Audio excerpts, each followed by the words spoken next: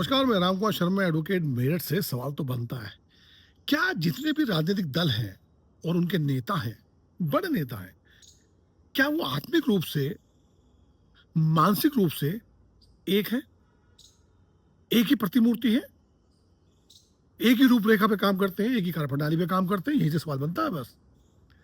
भ्रष्टाचार बहनों भाइयों खत्म होना चाहिए कि नहीं होना चाहिए?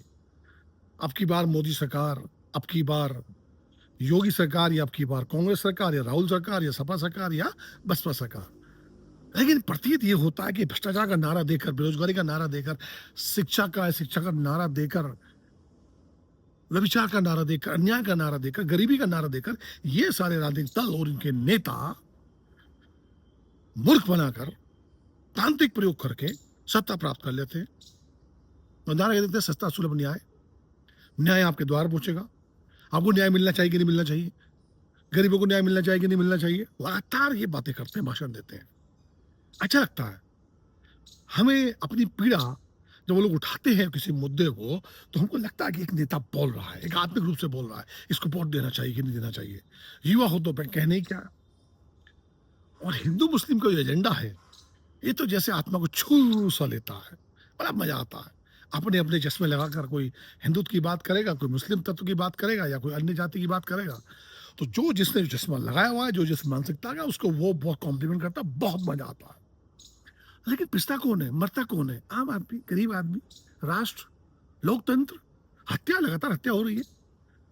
इस न्यायिक व्यवस्था के लिए अगर कोई व्यक्ति आवाज उठाए तो उसका गला घोट दिया जाए, उसके लिए तमाम विसंगतियां, कठिन रास्ते इजाद कर दिए जाए।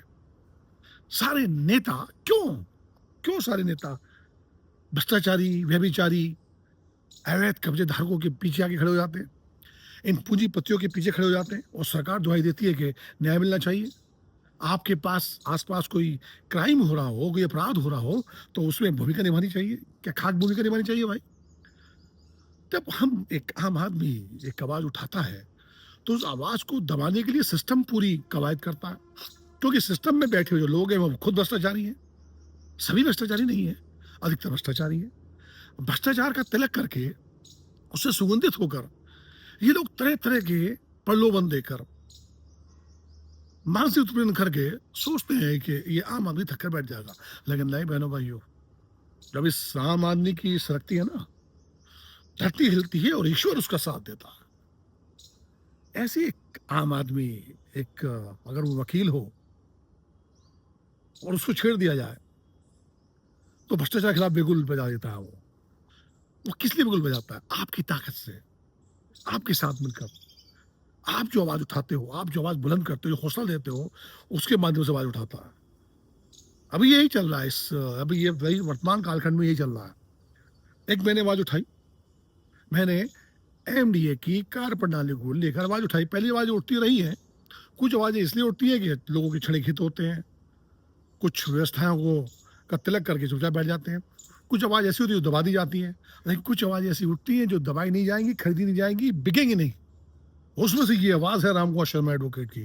और मेरा वादा है, भले ही कितनी कठिन रास्ते आप इजाद कर दें, बना दें, कठिनाई उत्पन्न कर दें, मुझ पर फर्जी मुकदमे लिखाने की तैयारी कर लें। बड़े बड़े अधिकारी, लखनऊ में बैठा एक अधिकारी, आईएएस अधिकारी है, बहुत बड़ा अधिकारी है, वो लोगों को बरगलाए, अधिकारियों को निर्देशित करे, और यहाँ के जो व्यापारी हैं वो उसके नाम पर, वो ये अपने तानिया ऑटोमोबाइल नेक्सा के शोरूम संस्थान के मालिक विवेक गर्ग, हर्ष गर्ग, ये कहें कि वो हमारा घोषित पार्टनर है, वो तो हमारे पारिक संबंध है, उसके रहते हमारा कोई कुछ बिगाड़ नहीं पाएगा। नहीं भाई, नहीं नहीं, बिगड़ेगा, जरूर बिगड़ेगा, इस बार जरूर बिगड़ेगा। आपने भले ही दबा दिया हो, ये दबने वाला नहीं है। आप मेरी हत्या करा सकते हैं साहब, मैं तोड़ नहीं सकते, तोड़ नहीं सकते आप मुझे। मैं सोशल मीडिया के माध्यम से, मैं आपके माध्यम से, मैं आपसे इतनी अपेक्षा करता हूं कि आप मुझे मानसिक रूप से मेरे साथ रहें, और इस आवाज को जितना हो, जितना भी प्रसारित कर सकें अधिकारियों के माध्यम से, सोशल मीडिया से, ट्विटर पे, सोशल मीडिया पे, मुख्यमंत्री को जहां जहां से आप भेज सकते हैं वहां भेजिए। इतना होना है। शहर में अपराध बढ़ रहे हैं, कोई नहीं बोलेगा, जो बोलेगा उसके लिए आप व्यवस्थाएं खड़ी करते हैं। अवैध निर्माणों के कारण लगातार यात्रा मतलब यातायात व्यवस्थाएं बाधित हो चुकी है। भीड़, गड्ढे और भीड़ के कारण अपवाद होते हैं, विवाद होते हैं, लगातार विवाद होते हैं, कहासुनी होती है, रोड राइजिंग घटनाएं होती कि नहीं होती है। तो ये लगातार हो रही है क्योंकि अवैध निर्माण हो रहे हैं। अवैध निर्माण को प्रशय दे रहे हैं हमारे विकास प्राधिकरण और आवास विकास के अधिकारीगण। उनका तिलक होता है, पीटा खाते हैं, मिठाई खाते हैं, घर के बच्चों के लिए ले जाते हैं। और ये बड़े बड़े पूंजीपति सिस्टम को बंधक बनाकर अधिकारियों को अपने आंगने में नचाकर नाच मेरी बुलबुल तुझे पैसा मिलेगा का गाना सुनाते हैं, हवन करते हैं, तिलक करते हैं। लेकिन ये भूल जाते हैं साहब, जब एक आम आदमी की सरकती है ना, जब एक आम आदमी प्रण कर लेता है कि जो होगा देखा जाएगा,